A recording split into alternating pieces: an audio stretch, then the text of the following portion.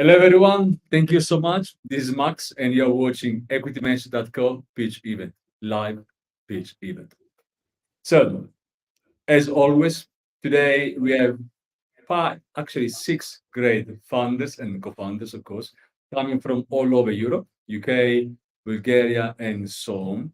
And I can't wait to introduce all of them. But before introducing anyone who wants to come to pitch in our online pitch events, we have pitch events for Europe and America, and after we have also for Asia and Africa.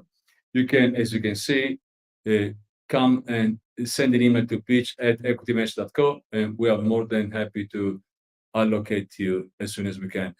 You can watch this live pitch event on our YouTube channel, LinkedIn, and Facebook. We stream live. And as well, any questions during this 1 hour of pitch you want to raise to our funders, just write and we bring them to them. So, Sashen, Ivan, Nikolay, Alex, Eli, and Obaid, thank you so much for coming today to pitch your great startups. And today the level is pretty high, and we can span from any sector, even we go to Jewish, and which is I do love. So, without wasting any more time, let me start with our first founder, Nikolay V, PhD, CEO of EPIX.AI, headquartered in Sofia, Bulgaria, digital health and wellness, pre-seed around 1.5 million in euros. Hi, Nikolay. Hi, Ivan. Thank you so much for coming. So, without taking any time from you, if you want to give a short intro to yourself, and after I go straight to pitch, I will come after. Okay. Thank you. Hello, everybody. My name is Nikolay V. I am a PhD in European public health policy with some experience in the European Commission and also public authorities in the UK. For the past several years, I've been working in the pharmaceutical sector in Bulgaria. And since the beginning of the year, I've been Chief Operating Officer and co-founder at EPIX.AI. Together with me today, I have another co-founder at EPIX.AI, Ivan Tsenov, our Chief Technology Officer, a magna cum laude graduate at Tufts University with computer science, mathematics, and physics. And today we want to talk to you about our company, EPIX.AI. Nikolay, before you start, if Ivan wants to say 2 words about himself, he is more than welcome. Otherwise, yeah, sure. Thank you, Max. So I come from Tufts University, as Nikolay said. I specialize mostly in mathematics. I've won several awards in that. And for the past several years, I've been working in the field of artificial intelligence and creating end-to-end solutions and end-to-end products in that field using AI. Thank you. We are EPIX.AI, and our mission is to cure aging. If I show you this graph, it illustrates something that we all understand intuitively. The older we are, the more likely we are to develop certain diseases. But that's not the whole story. We all know also that if you're eating candy for breakfast, lunch, and dinner, pretty soon you're going to end up like 1 in 5 kids in the US having prediabetes. So this shows us that our chronological age is important, but our behavior is also important because it reflects on our biological age. Our biological age reflects the true condition of our cells and tissues. The lower it is, the less likely we are to develop age-related diseases, and the healthier we are. Now, the problem is that most people don't know their biological age. They continue with unhealthy habits until they see the first symptoms, and at that point, it's too late to do prevention. Our solution to this problem is the Dynamic Health Score.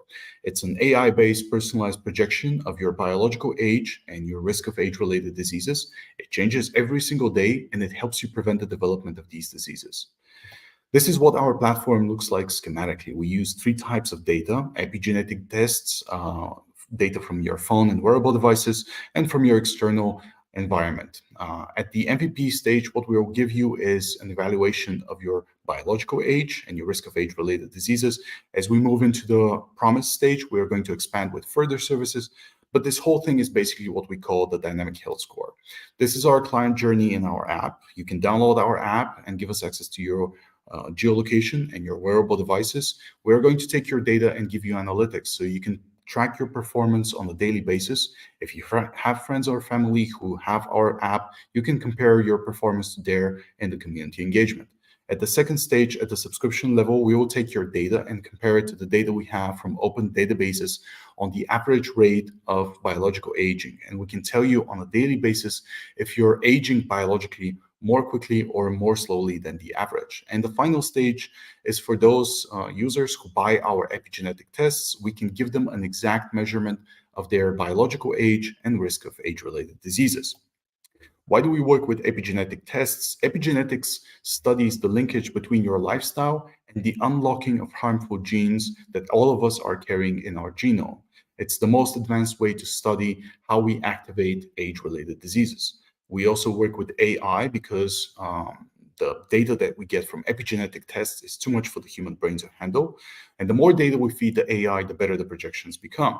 This is also why we use information from wearable devices, because they give us important information on your daily physical activity, and also information from your geolocation, which gives us important information on factors such as your elevation, solar radiation, meteorological conditions, air pollution, and many, many others. This is what our competition looks like. We come in between two existing industries with millions of users, DNA testing companies and fitness tracking platforms. The problem with DNA testing companies is that they give you information about your genome without actually telling you how far along are you in terms of unlocking the harmful genes that you carry in your profile. On the other side, fitness tracking platforms tell you what's your physical activity on a daily basis, but they don't tell you how that impacts your health and how it affects your risk of age-related diseases. We come in between, taking the best of both worlds, and this is what we offer in our platform at EPIX.AI. We target primarily two groups: physically active people and health anxiety sufferers. Physically active people we understand as people who exercise 5 times a week or more. This means that they have the time and money to commit to their health, and we expect that's going to make them returning customers. On the other hand, health anxiety sufferers are people who worry about being sick all the time, and that means, again, that they're very concerned about their health. We expect that's going to make them returning customers as well. This is our market size and value. We want to launch in Europe, targeting people primarily over 30 years. And this is our customer acquisition funnel with our budget for digital marketing and other means to reach our customers. Our rollout strategy is primarily focused on B2C. We want to sell our tests starting again in Europe, but we are also considering B2B2C, where we use our tests as a retention tool for large corporations who want to use it for their high-level executives and managers. This is our ask. We're trying to raise 1.5 million euros, and for a limited time, we have a temporary special offer for angels who are willing to invest 100,000 euros. This is our team. It is well-rounded. It has experts in every field in which we are active, and it's a team that can carry out our project and our promise. Thank you, Nikolay. Before I start with my question, if anyone wants to raise, please, you can do it now. We can bring to Nikolay even. Just to make it clear, what's the difference between biological age and real age? So biological age, I'm just going to jump in. You can fill in. Biological age connotes this idea that you could chronologically, we all know our age. All of us are 35, 45, 55, depending on when we were born. But your biological age depends on your lifestyle, your nutrition, the levels of stress, physical activity. Geolocation is very important. Certain meteorological conditions predispose you towards elevation, solar radiation. These factors, they predispose you towards faster, quicker biological aging because people are exposed to greater stress. Pollution plays an important role in that. You could be someone who is having a very active lifestyle, is engaged in a lot of physical activities, but if you have to travel for business to China very often or other locations where there is a lot of air pollution, your biological age is going to reflect that. Franco, would you like to complement something on that? Yeah, so I would just like to jump in with some science.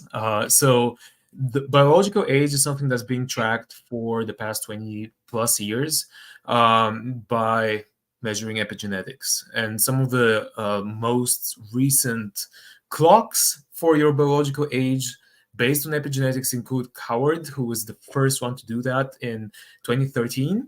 And recently it's been expanded to the field of AI. Epigenetics has 20 plus million different biomarkers by which we can measure your biological age, and algorithms reflect that. Thank you. I mean, in terms of business, you have here B2B, B2B to C. So I believe the second one probably is going to the one is going to make you scaling, because B2C is an extremely complicated market, very difficult to scale, and very, very costly.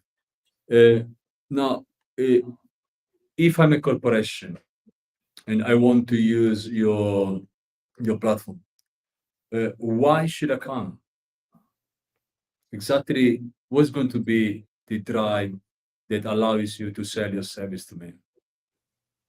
We can show you what are the risks for your high-level managers and executives. We can tell you in advance the diseases that they're predisposed towards and how far along are they in terms of activating these diseases in their bodies.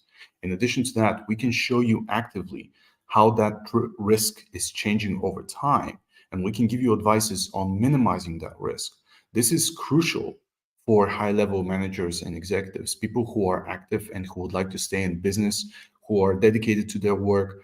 These are diseases that are, they can be prevented. You can stop their development in the body. And this is something that our algorithms are dedicated towards, oriented towards. So the benefit for me, I think, is perfectly obvious, because you can extend your health span considerably. That is the years in which you're symptoms free. You could be 65 or 70, but if you are healthy 70, we're talking about an entirely different experience, right? It's one thing to be 70 and to be unable to move because of osteoporosis or because of other diseases that are impairing your mobility or are damaging and reducing the quality of life. But if you prevent their development from the beginning, then it's an entirely different story. And this is basically what we mean with cure aging. We cannot reverse aging. We cannot stop aging, but we can help you to age symptom-free, expanding your health span so that you don't suffer the worst consequences of this process, which for the time being is irreversible. I mean, we cannot stop aging, but we can slow the biological age, I suppose. Yes, yes, absolutely. The lower your I mean, biological age, the less exposed you are to the risks of these age-related diseases. have you ever considered to go, for example, this is the kind of data very valuable for insurance and even for governments. So the data sold to governments for the health, UK, for NHS, for example, or insurance when they need to, especially when it comes to executive, they are very they try to insure themselves in the highest level possible. So if something goes wrong, must be paid millions to them and to the company. Are you considering also this kind of models? We are absolutely considering collaboration with insurance companies. Our algorithms are particularly accurate in the detection of type 2 diabetes. This is also the reason why we feature it as a prominent example in our presentation. And not only in terms of detecting early detection of type 2 diabetes, but also detection of cases where you're likely to face complications. These can be kidney failure, loss of eyesight, loss of limbs.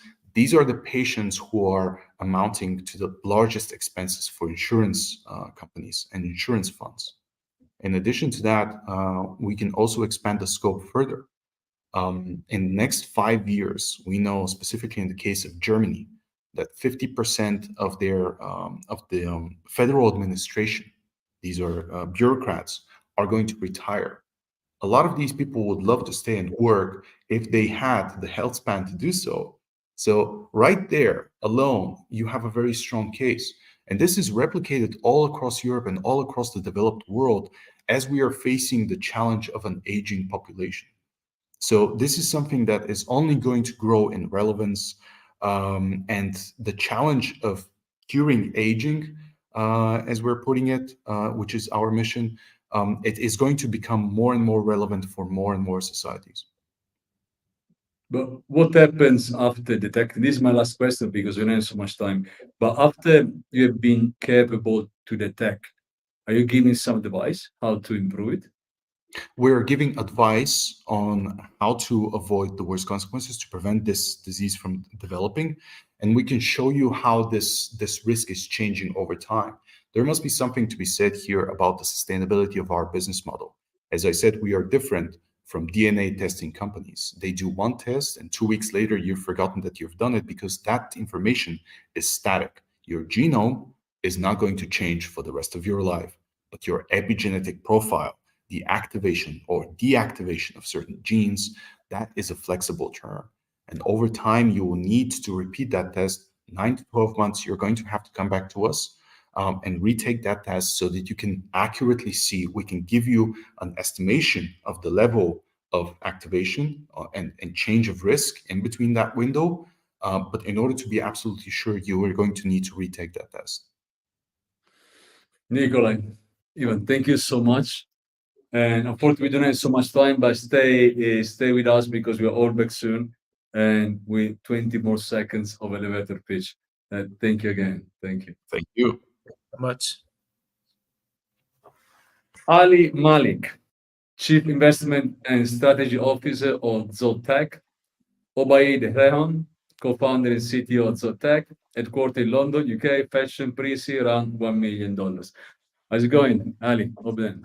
It's been great. It's been great. I guess probably it's time to introduce ourselves. So I am Ali bin Shaheen. I am the Chief Strategy Officer at Zod. Prior to Zod, I was the founder at Antler, and my experience primarily has been in retail and the application of AI within that retail. So it was a very smart step to move towards Zod, which is predominantly around that. And then I have Obaid with me. Obaid is the co-founder and CTO for Zod, who has 23 years of technology experience, and he's worked 8 to 10 years in the UK focusing on and building mass structured mass level technology dealing with fashion technology. Yeah, so would love to go towards the tech. So we start. Okay, so imagine that you are a retail store owner. As you enter your store, you go to your store manager and you ask him, hey, what stock is being bought today? What stock are we buying today? How much working capital do we have? How are we going to make profits? What is trending? What is selling? Now imagine that same store owner being AI. And that is what Zod aims to be. Your AI store manager that tells you what to stock, when to stock, who to stock it from, who the right supplier is, and advises you on increasing your profitability in your retail store. And within retail, we're focusing on fashion retail. And within that, we're targeting the South Asian fashion niche, which itself is a $107 billion market, catering to the fastest growing ethnic minority, South Asians, who are predominantly going to be the largest migrant population in the world. Within the South Asian fashion, which is the $107 billion market, we're targeting the UK market, where South Asian fashion is of $7 billion, which contributes to 10% of the fashion market of the UK. Interesting fact is that what we have seen that South Asian British households have twice the fashion consumption of that of a typical British household. So South Asians, as they move towards the UK, as they move towards the global area, we are able to see that their fashion consumption, their income is very high, and they want to consume this fashion. But we have seen this trend beyond South Asian as well.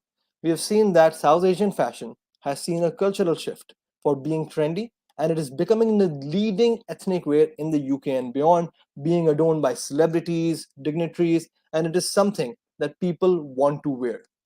Yet, the retailers in the UK selling South Asian fashion are selling 40% of their inventory on loss. And that is because they lack uniqueness, they do not have access to data, they overstock non-trendy designs, and they're unable to sell it. So that is what we want to solve. Zod aims to leverage AI to allow better decision making for retailers to match with the right supplier, which will allow them to sell unique fashion globally, and where this will also allow them to optimize their inventory, have more tailored products that are being sold, and have an ability to be credit scored so that they will never have issues on working capital, because this is such a fragmented market. Once you consolidate it, you are able to provide a lot of benefits to these retailers. Currently, we have a marketplace which allows these retailers to get matched to manufacturers in South Asia, and we're using multiple ways of matching these retailers with the right suppliers. In the backend, Zod is collecting and building data sets for its AI copilot, whereas I told you that the first pillar is matching the retailer with the manufacturer, which will then eventually allow us to predict inventory of what is being overstocked, what needs to be sold, what needs to be bought. Then we can also do credit scoring, which will allow better working capital management. We will also provide what is being sold, what is the trend, so that you are able to quickly sell what you are buying. And all of these four pillars will eventually go towards building the AI Store Manager Advisor, which eventually will be the AI co-pilot for fashion retail. Using our matching feature, we have connected 100 plus South Asian retailers in the UK and delivered 300,000 worth of GMV. And we have increased our AOV, average order value, by 94% using our matching feature on a gross margin of 65%. Zod has a clear edge over the competitors because our focus is South Asian, and this South Asian focus has allowed us to really see that we had this case study where one retailer in the UK, when matched to the right supplier, was able to 10x their reorder size. So they bought something on $1,400, the next order was for $14,000. So having this unique approach allows us to have an edge over our competitors. The business model that we have currently, we're charging a commission on every order that is placed. In the future, we see AI subscription happening, quality assessment sourcing happening. We see customer relationship management happening, and these streams can be monetized in the future. We are South Asians and we're building for South Asians. We have strong tech retail experience. Our CEO was ex-global director of Unilever, having strong understanding of retail. Our CTO has complete and very strong understanding of fashion, and we are a team who understand retail, tech, and supply. We're looking for a funding of $1 million against a valuation cap of $10 million, which will predominantly be used in tech and growing the company. So match with Zod today and be a part of our journey. Thank you. Thank you, Ali. Obaid. I live in London, so I live in the UK. Let me say, it's pretty messy, this market. I mean, when you walk into these shops, it's a grand bazaar. Yeah. That's How is the adoption? How is the adoption of your technology? How easy is for them to adopt something not that easy? So the way that we kind of approach this is we started by understanding what is the best way a retailer is buying right now. Right now, they were dependent on these wholesalers who were doing everything on a call, and there would always be discrepancies in terms of the order that they are getting from the wholesaler. What we did was we brought them on the application where they could see exactly what designs are the best. So the adoption is higher, and because everything is in one place, it's consolidated, the data is there. It is not something that you're just having on a call or doing a WhatsApp chat. So this adoption has been there because see, these retailers are tech savvy, they understand how e-commerce works, and they want to have all of that in one platform, in one place, rather than talking to a logistics guy or a wholesale guy or a design guy. We bring it all together in one place, and that allows us to get that adoption over anybody else that is there. How simple is the automation? I mean, if I have a shop and in my shop there are 3,000 clothes and something there, and probably they have no idea how many they have because they buy and sell. And this is what it is. That's the reality. So how they can how they can adopt your technology and counting all the inventory, for example, they have. Do they have any scan? How do you do this? So there are 2 to 3 ways of doing this. Either we bring a person who is going to do your inventory, but that's a very tedious task. What happens is that once you are selling, as you're selling, that data is kind of giving us understanding of what kind of assortments that you have, and that allows us, using our AI, to see in a certain cluster what kind of products are being sold. So, and probably Obaid can also bring in his information and how the automation is happening. Okay, so as far as the technology stack is concerned, as Ali mentioned, that right now we are building different data sets and collecting a lot of information from retailers. So while while our virtual sales team or while our sales people are actually having conversations with the retailers, we're capturing a lot of data which is not available over internet, because these retailers, these SMEs, don't have websites or stores where that data can be fetched for like a normal AI platform. So whenever our virtual sales team or sales team are actually talking, we actually collect those data points, so we exactly know what are their credit cycles, what are their MOQs, what are the sweetest price point they want to order, and what sort of inventory, what sort of assortment they're looking for, what sort of design they're looking for. So we collect all those data points and suggest retailers accordingly. Right now we have a marketplace, but the idea is to have actually their inventory over our marketplace as 100%, that we can always tell them that what items are selling quickly and where they need to actually invest in what kind of inventory. You're building a smarter ERP so they can manage everything on their side. Absolutely. As you're matching retailers with manufacturers, who is going to hold by far the most complicated part is the shipping? Okay. So basically, we're doing the shipping. We take all the responsibility, and we take the responsibility of the QA as well. As soon as we get an order from a retailer, it's been passed on to the supplier. Again, this whole process is automated, and we have built a separate portal for the supplier so they get the order. So as soon as the order is being placed, the retailer gets the approximate time of delivery, and then we aggregate all the orders together and we send it in bulk to different retailers within UK. As soon as the order size keep increasing, we will further utilize and we'll further look in other ways to actually aggregate this whole thing and make the supply chain even better. The payment is done through the platform, and are you going to take your percentage outside? How does it work? Or they pay the retailer pay the manufacturer, and the manufacturer pays you? Okay, so typically a retailer, when they place an order, they place 50% advance. But for all those retailers who've been actually working with us for a long time now, for example, let's say 9 months to a year, so we've set different credit limits against all those retailers. Okay. So a retailer, if I place an order with us for £50,000, so next order, they can place it with just 25% advance. So we've been working with a lot of, You're holding the risk. You are kind of creditor in this way. You are between, in somehow, you give, let me say, you are the guarantor, right? The retailer. Essentially, I would call us like an escrow in that situation. Because we want to ensure that the quality that goes out from the supplier is of top notch, and the quality assessment that we do right now, it is something that we aim to monetize in the future as well, because retailers essentially are looking for, and it's not only that, we don't only want to monetize our quality assessment, but as more and more transactions that are happening, we are able to get a scoring in terms of the quality from the retailer, and that kind of brings the best suppliers on top. So now the suppliers want to go on top of that, right? So they will focus on improving their quality, and that data helps us.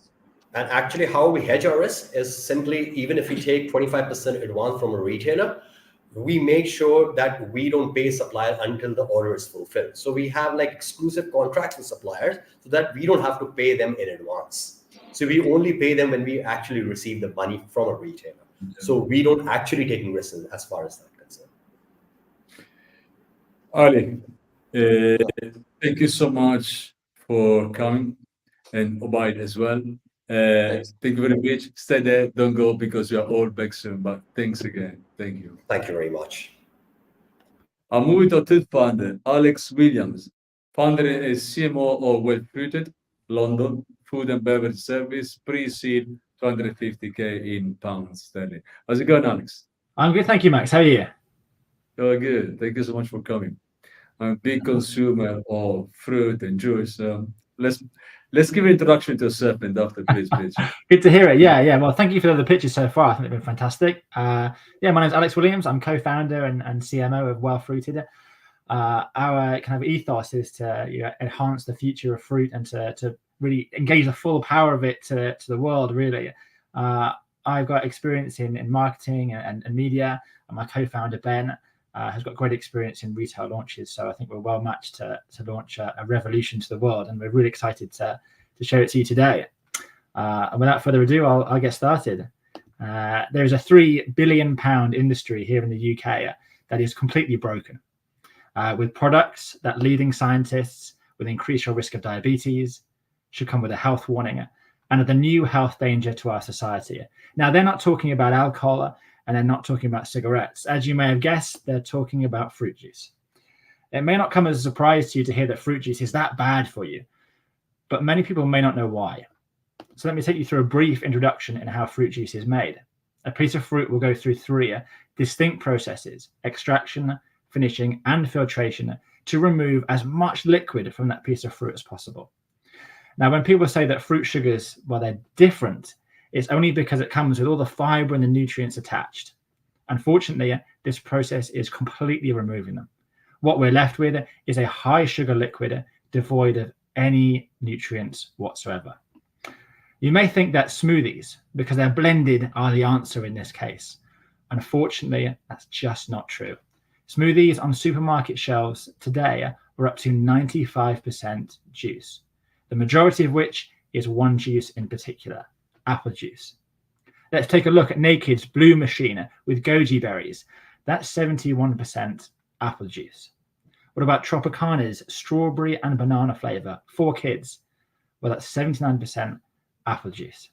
And Innocent's Berry Set Go, cherries and strawberries, sounds super healthy.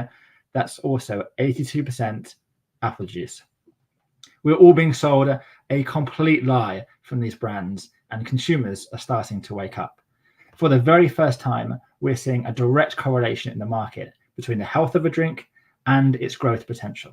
The future in this case is abundantly clear. Consumers are demanding a healthier alternative, and we need to fulfill and soothe that demand. So what if we did just that?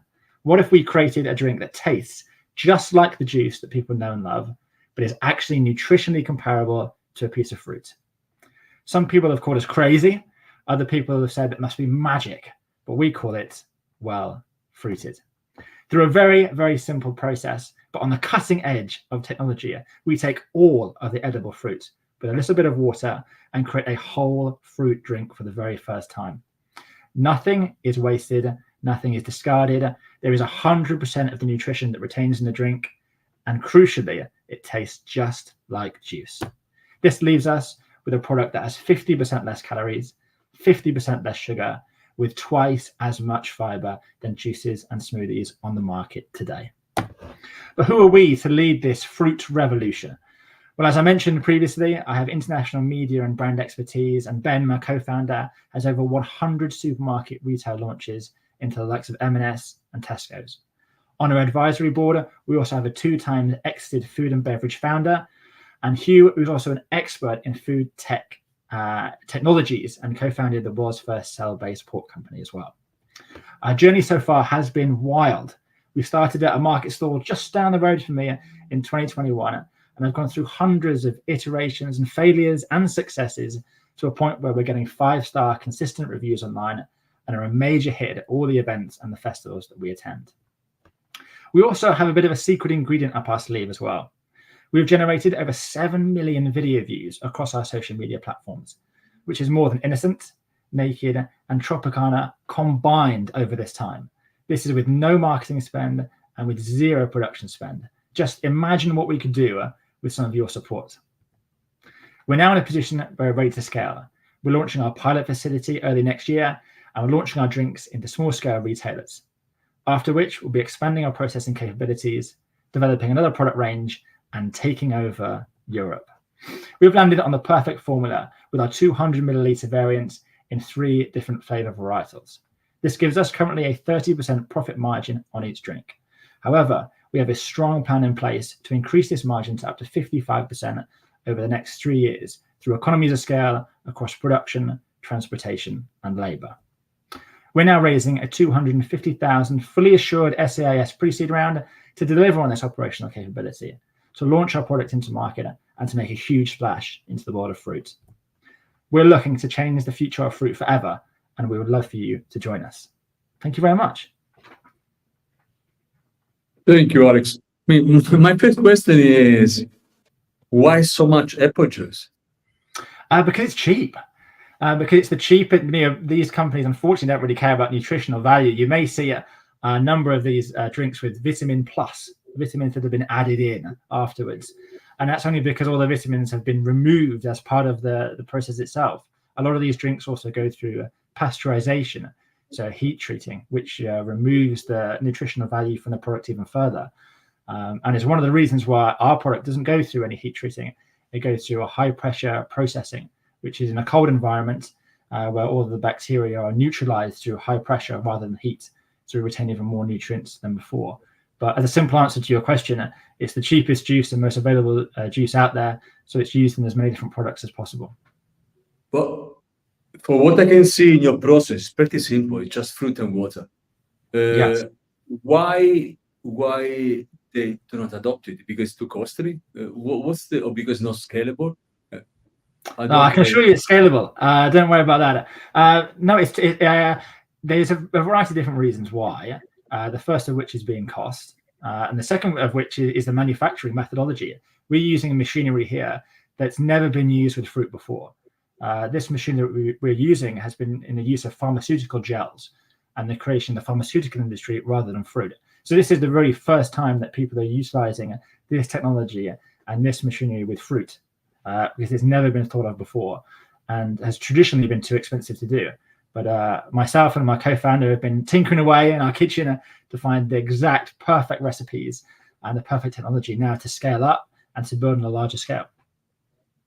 But being so natural, what about the conservation? I see this when I buy. Rarely I go to buy something, but when I see expired date is pretty, years, and Yes. probably because there's so much inside.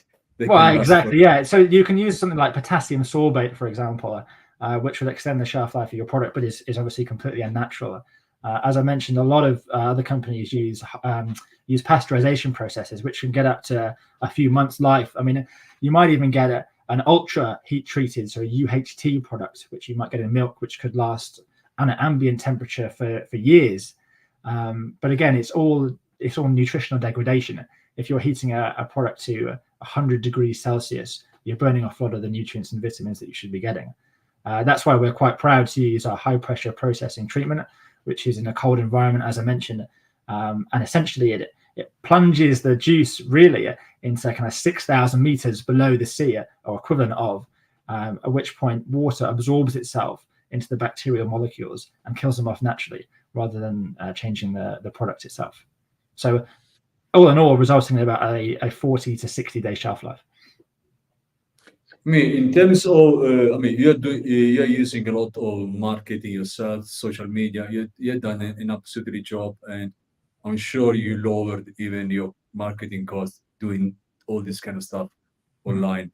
What's your strategy to scale this business to the numbers you need? What's the strategy to scale? Sorry.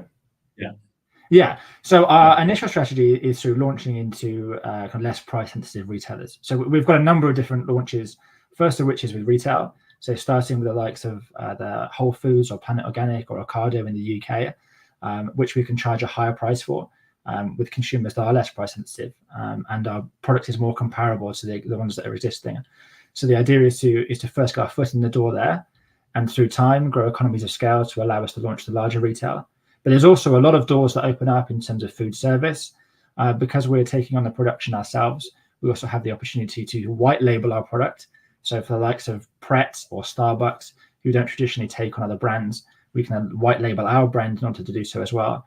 But then also sell into cafes, into independent stores, into offices, into schools, into hospitals. There's a number of different variety of options that we have there to start small and scale big in the future.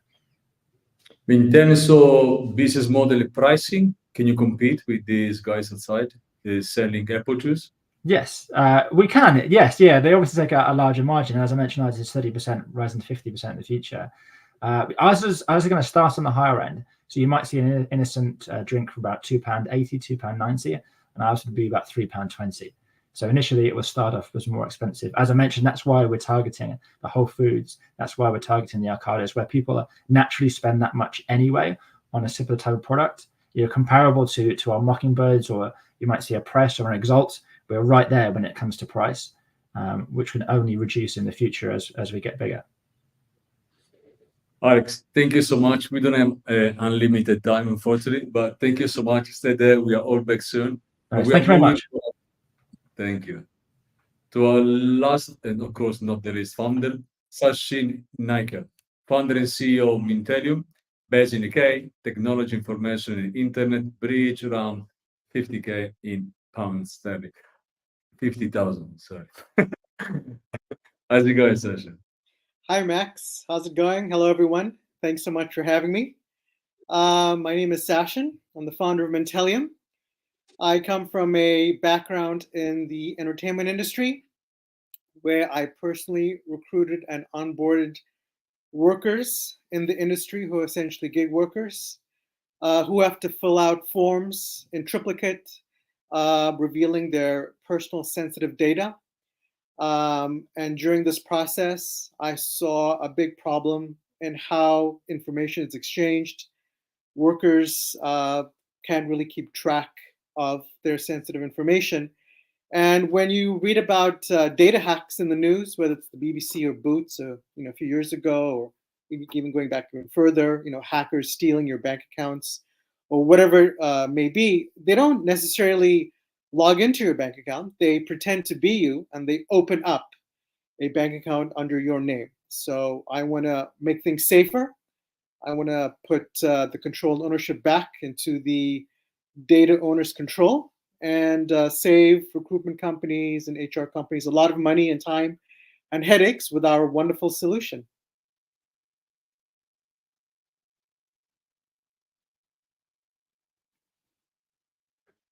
If you want to, you have your deck at your disposal, Sashen. If you want to go through the deck for better understanding, everyone is watching, please. Yeah, let's do it. Yeah. So we're going to focus on HR and recruitment. It's a very lucrative industry. What we've built is a mobile wallet with blockchain infrastructure and utilizing AI to manage vast amounts of data, to reduce onboarding and recruitment by more than 30%, and make things a lot cheaper for the organization, hopefully saving them more than 40%. So like I mentioned before, what are the three biggest problems in HR and recruitment right now? Well, they're mostly legacy-based systems, very slow to change and adopt new technology. There's just no control ownership when data gets exchanged. I mean, people are making photocopies of passports, filling out forms online, on pieces of paper, texting information. It's not secure. And then once it gets to the organization, there's no secure storage. It's in filing cabinets and emails accounts, cloud servers. But this isn't necessary to comply to GDPR.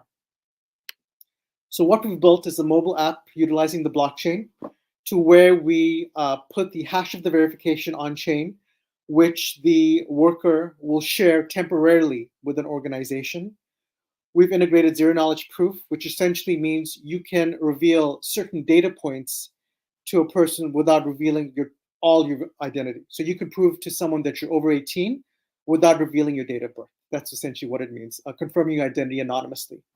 The solution has seamless CRM integration, so our customers will be able to use this with their existing software. We've maintained compliance, and we're auditable. And we will use the AI component to manage all the data once we've scaled our blockchain wallets. And the self-sovereign identity aspect was inspired by the pandemic and how we're all working remotely. Well, a lot of us are working remotely, working from home, and we're interacting with organizations in the UK and Europe, in the US, and all around the world, just like how we're talking to people all around the world today. So self-sovereign identity means that you can take this work wallet with you all over the world and be able to access your credentials and share it with organizations. We'll be removing fraud because the blockchain is immutable. We're reducing cost. We're saving time with automation. And we're really going to increase data security, which is vitally needed in this space. The user journey is really easy. The organization accesses the Open API through a web portal. They make a list of candidates and they request the credentials that are needed. So it could be ID, we can verify passports, driver's licenses, we can verify right to work.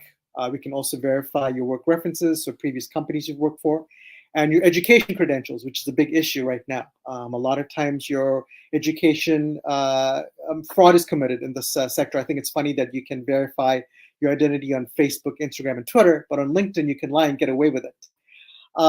So the organization sends a request to the user to download the app. They create a profile, upload their first credential, and within seconds that's verified. The hash of the verification goes in the blockchain. Your credentials listed in your mobile app, and then you set the time period on how long you want to share the verification for. The organization receives it, checks off that Max is legal to work in the UK. He has a clean criminal background check, and he has a degree in computer science. All done within a matter of minutes. We want to reduce onboarding from weeks to hours, and it'll be totally possible because we've tested this already. We'll be B2B SaaS. We'll be charging a technology integration fee, a monthly technology fee, and then we'll be making margins on every verification.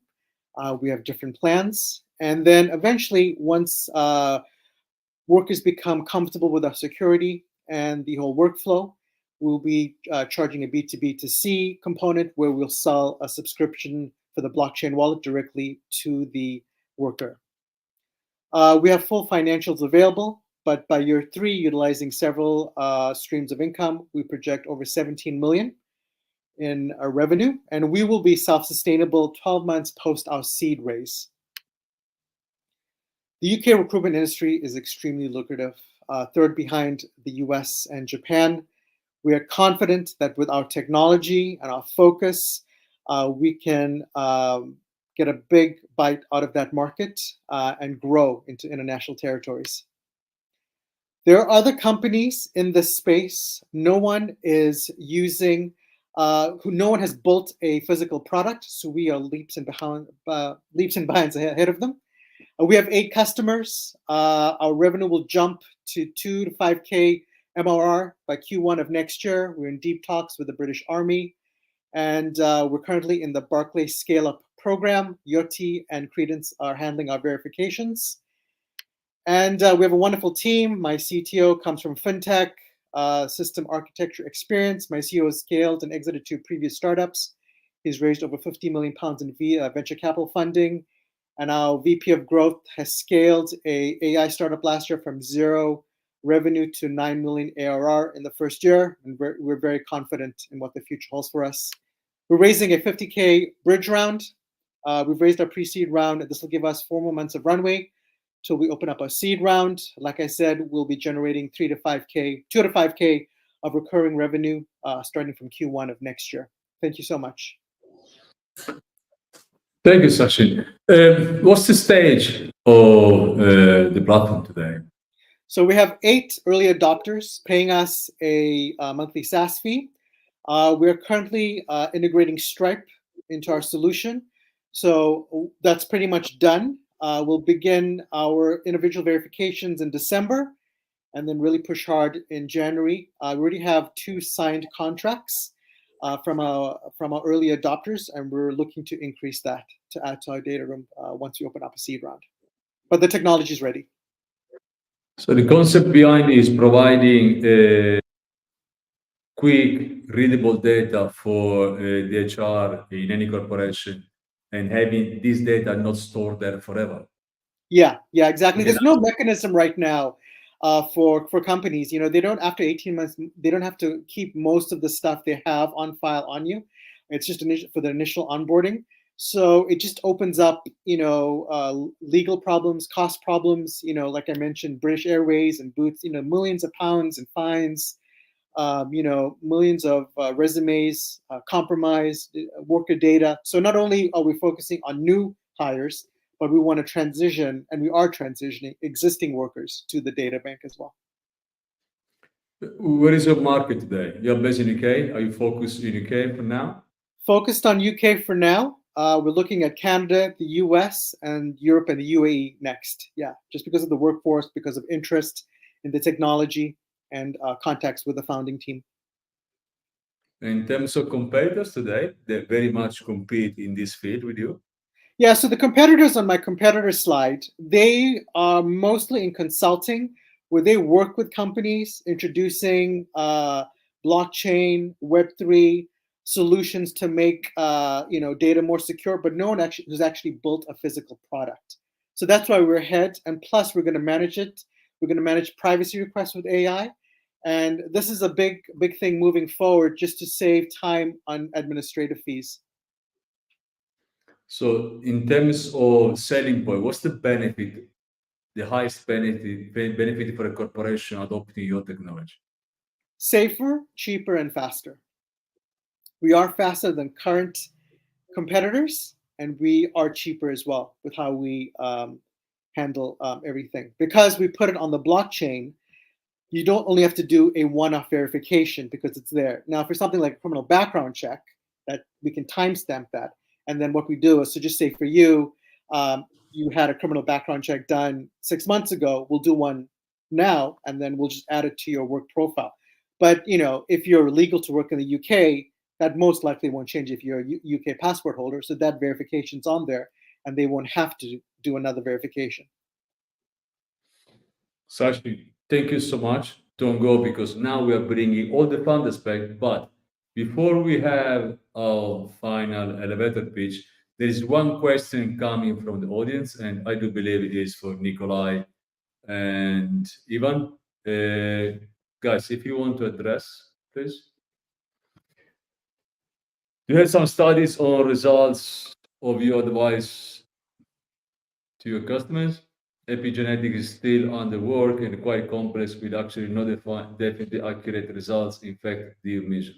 Can you please answer, if you want, of course? Nicky, I think I can take that. So essentially, what we do is there are existing algorithms for measuring the biological age of people, and there is also a lot of research about the effects, the epigenetic effects of different types of lifestyle. So if you smoke, that affects some of the biomarkers, and that's proven. What we do is we use those CPGs, those are the biomarkers are called CPGs, and we simulate what the effect is, and then we use the AI to predict your biological age based on that effect. That's essentially what we do before the test. After the test, we can give you an accurate result that's based on your specific epigenetics. Thank you, Ivan. Thank you, Dominic, for the question.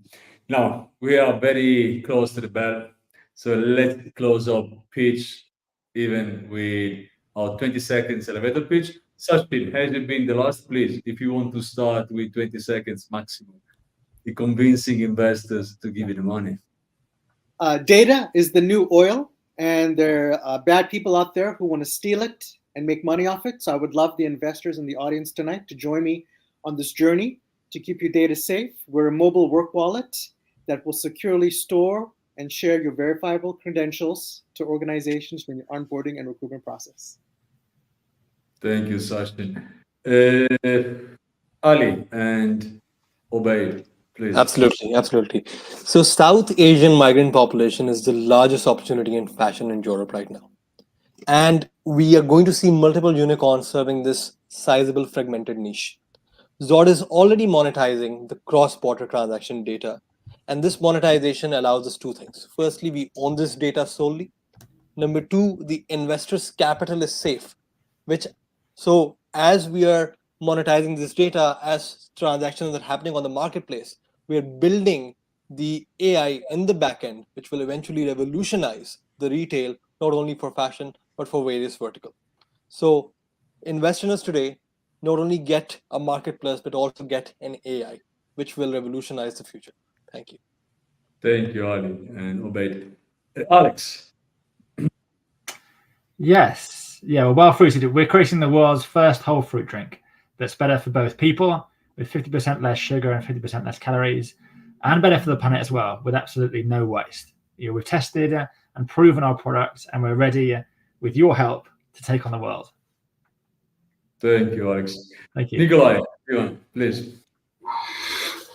Our platform combines epigenetics and AI to measure your biological age and your risk of age-related diseases. By taking input from your wearable devices and your geolocation, we can give you daily updates on how your risk of age-related diseases is changing so that you can prevent their development and you can live a longer, healthier life. Thank you so much, Nikolay. So we've been reaching the end. Thank you guys for coming to Pitch and showing your great ideas and ventures.